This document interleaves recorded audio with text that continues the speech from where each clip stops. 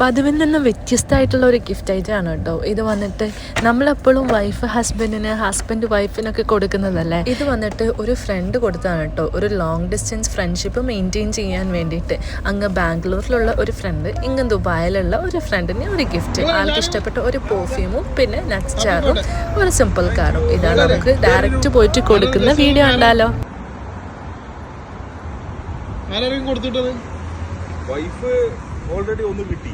അപ്പൊ വൈഫല്ല. അപ്പൊ പിന്നെ ആരാ? വൈഫല്ലേ? അല്ല, അപ്പൊ വൈഫല്ലല്ലോ. ഓൾറെഡി സലീമാ? സലീം ബാംഗ്ലൂർ നമ്മളെ സ്വന്തം ചങ്ക്. ചങ്ക് എന്ന് പറഞ്ഞാൽ ചങ്കില് ചോരയാണ് ഇത്. അതിനെ ശ്രദ്ധിച്ചില്ലട്ടാ. ഇതില്ലണ്ട്. അതില്ലോണ്ടൊക്കെ മനസ്സിലായി. സത്യം പറഞ്ഞാൽ മനസ്സിലായി. അല്ലേ മനസ്സിലാവൂല.